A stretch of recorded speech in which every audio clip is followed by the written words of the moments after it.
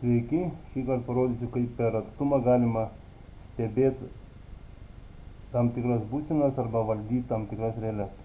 Ir tam nebūtina turėti išorinį IP adresą. Reiškia, mes iš darbo galime matyti, kas vyksta namuose arba valdyti tam tikras realias, atidaryti kažkokias tai duris ar kažką tai panašaus. Reiškia, pasileidžiam aplikaciją ir ta aplikacija, reiškia, siunčia komandas MQTT brokeriui, o Arduino užprenumeruoja tokias pat temas iš MQTT brokerio, į kokią siunčia šitą aplikaciją, ir taip jie apsikeičia duomenim. Lygiai taip pat aplikacija užprenumeruoja temą, kurią publikuoja analoginį inputą Arduino ir gauna iš Arduino, kokia yra analoginio inputo būsena. Pavyzdžiui, jeigu aš pakeičiu potenciometro vertę pasuku, tai į aplikaciją mes taip pat gaunam reikšmę pasikeitusią. Arduino, reiškia, publikuoja į MQTT brokerį, o brokeris permeta.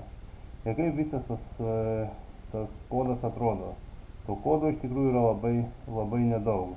Išjungsiu dabar kamerą, kad matytųsi visas ekranas. Reiškia,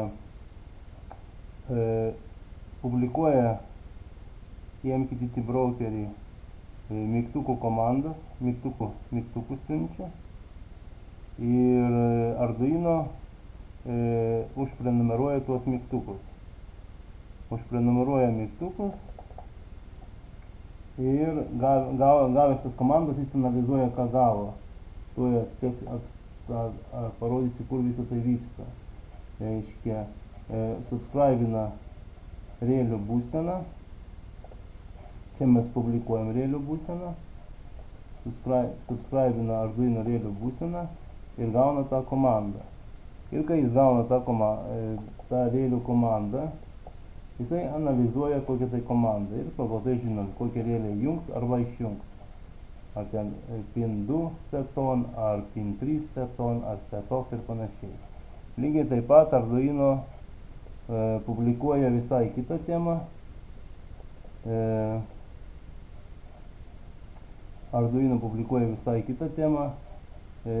Tai yra analoginio inputo vertė, ir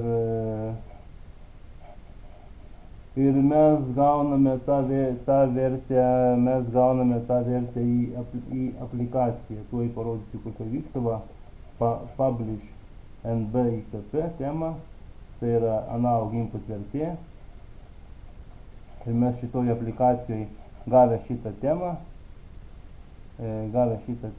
reiškia, mes atvaizduojam iškart į savo formą. Tai reiškia, to kodo yra labai nedaug. Subscribinam temą NB-IPP ir taip apsikeičiam duomenim. Ir reiškia, nereikia nei Arduino, nei aplikacijai turėti išorinio IP adreso ar daryti kažkokių portų forwardinimo. Viskas vyksta per MQTT brokerį. Šiuo atveju aš naudoju MQTT brokerį test-mosquito.org. Lygiai tą patį MQTT brokerį, reiškia, mes naudojam ir Arduino pusėje. Tuoj parodysiu, kur tai yra.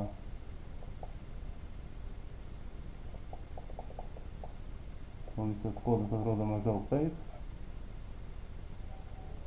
Ir mes į šitą brokerį kreipimės. Publikuojam temą tam tikrą ir subscribinam tam tikrą temą. Tai tiek.